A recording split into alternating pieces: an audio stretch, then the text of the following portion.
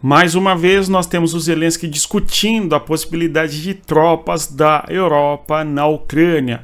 O que nós observamos é Zelensky trabalhando para que haja garantias militares de que, se houver uma paz entre Rússia e Ucrânia, esta paz será justa. Na concepção da Ucrânia, justiça significa não ceder nenhum centímetro do seu território. E, além da paz justa, o outro aspecto que a Ucrânia tem batido na tecla através do Zelensky é o que se compreende como paz duradoura. Em outras palavras, Zelensky quer alguma garantia, e essa garantia significa certamente força militar para que a Rússia não faça nova incursão militar no território da Ucrânia daqui a 10 anos, daqui a 5 anos e assim por diante. Ou seja, uma paz justa e duradoura. Dessa vez, este assunto novamente volta à tona do encontro que houve entre o Zelensky e o político alemão, principal opositor de Olaf Scholz, no caso aí o Friedrich Merz. Nós temos o encontro de ambos e neste contexto o Zelensky acaba declarando assim a possibilidade de tropas militares de algum país da Europa na Ucrânia para defender eventualmente o território ucraniano de agressões da Rússia na concepção de Kiev. Tudo bem? Hoje é dia 10 de dezembro de 2024 e nós temos alguns assuntos importantes aqui a serem tratados, tá certo? Um deles é o ataque que a Ucrânia faz contra o território da Rússia.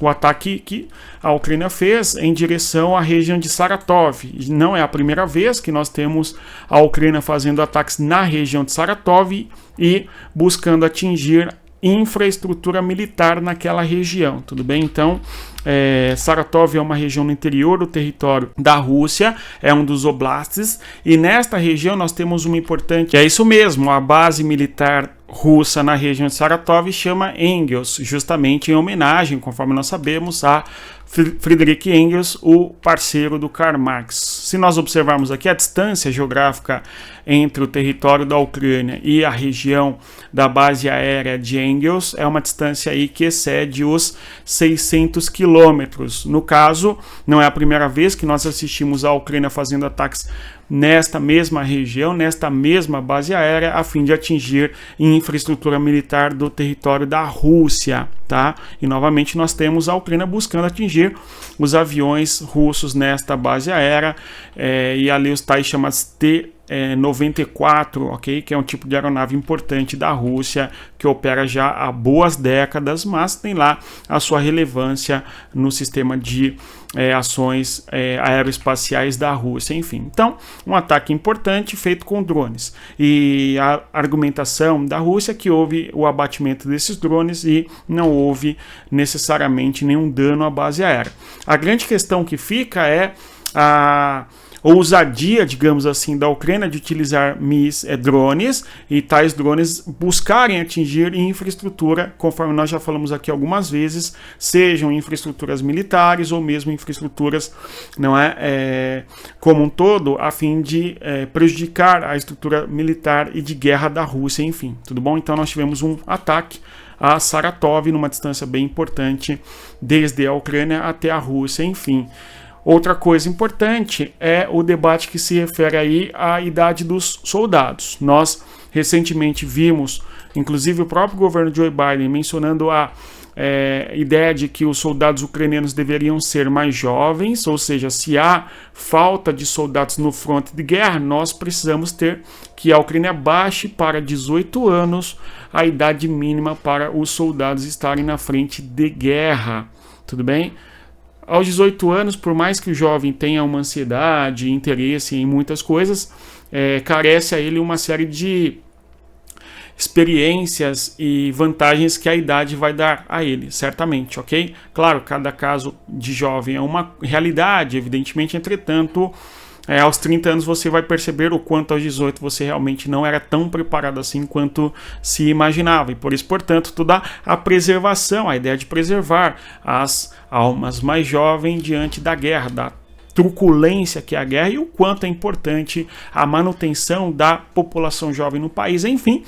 E diante desse cenário, a gente tem uma certa resistência da Ucrânia, do governo ucraniano, em mandar soldados com menos dos 25 anos para o fronte de guerra, justamente por conta da perda da população jovem, caso ela aconteça, sendo algo muito deletério, muito ruim para qualquer país, não é somente a Ucrânia, seja ele qual for. Tá? Afeta de maneira muito significativa quando soldados com 18, 19, 20 anos perdem a vida ou são mutilados no contexto da guerra. Isso aumenta mais ainda o trauma da guerra. E a resposta do Zelensky é essa daqui, ó. Podemos pensar e trabalhar, no caso, antes disso, né? Ele falando ali, ó, o objetivo é preservar a vida, não armas em estoques, né? No que se refere aí à idade de 18 anos, para os soldados ucranianos irem lutar na guerra, enfim.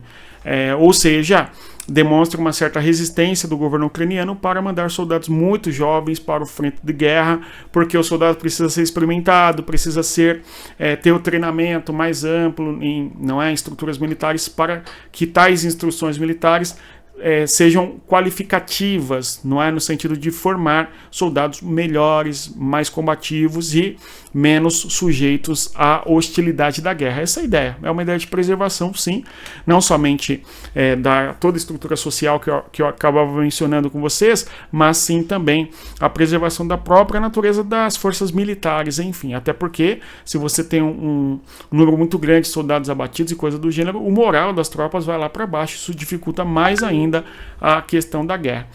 E aí o Zelensky está discutindo uma coisa importante: nós precisamos de armas e não de mandar nossas vidas para o frente de guerra simplesmente sem termos as armas, ou seja, ele está fazendo apelo para que as armas cheguem ao seu país e não fiquem no estoque, eventualmente, caso elas estejam. Isto porque o apelo do Zelensky, conforme nós sabemos, é a possibilidade de utilizar mísseis de longo alcance e eventualmente armas de maior potência contra a Rússia.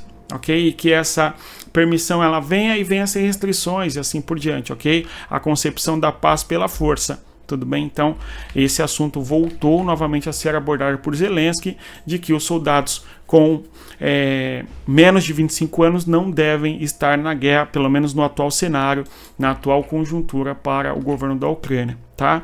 Outro tema muito importante, ainda nas questões da geopolítica, é o encontro entre o Friedrich Merz e o Zelensky, e nesse contexto a discussão mais uma vez da possibilidade de tropas de algum país europeu, ou de alguns deles, ok, que façam parte da OTAN, enfim, para defender eventualmente o território ucraniano da força militar russa e coisa do gênero, tá certo? Na foto nós temos aí justamente o Zelensky e o Friedrich Merz.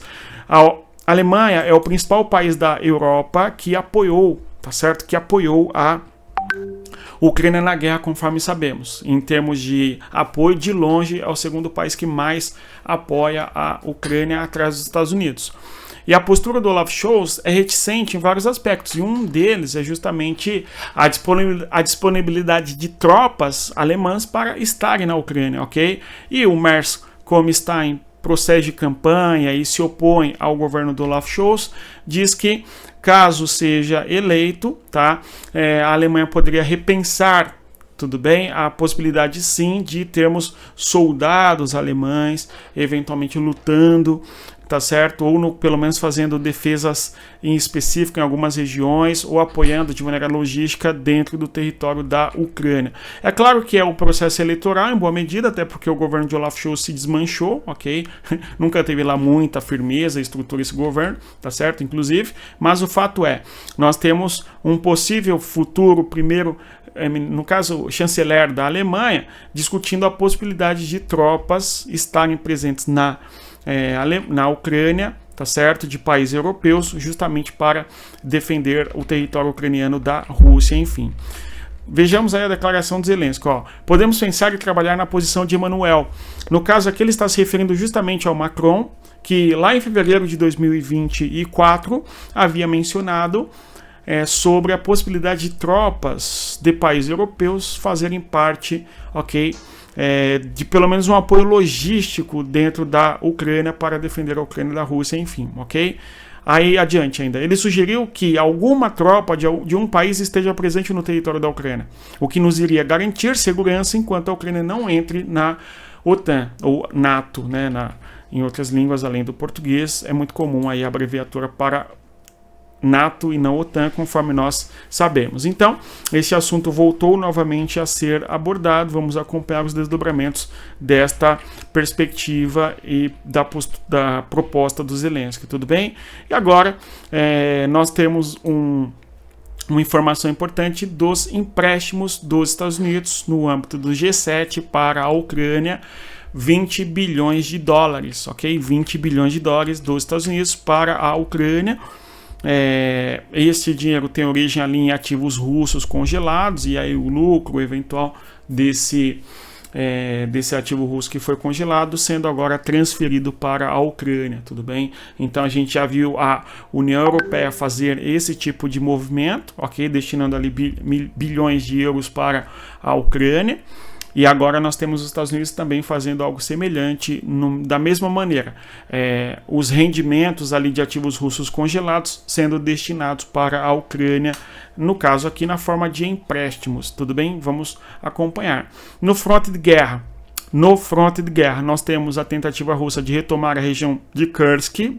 Nós tivemos uma empreitada bastante forte da Rússia tentando avançar na região de Kherson, mas não houve avanços, pelo menos aparentemente, e até as informações que nos chegaram agora, tá?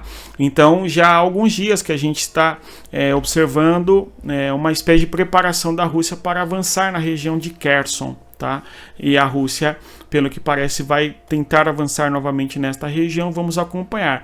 Lembrando que houve uma tentativa recente, até de 2 dias, da Rússia avançar na região do território de Donetsk, no sentido de Prokhovsk, que nós falamos aqui, inclusive. Mas, de uma maneira geral, o fronte de guerra permanece um tanto ali nas batalhas que nós chamamos de guerra de trincheiras, sem grandes avanços de lado a lado.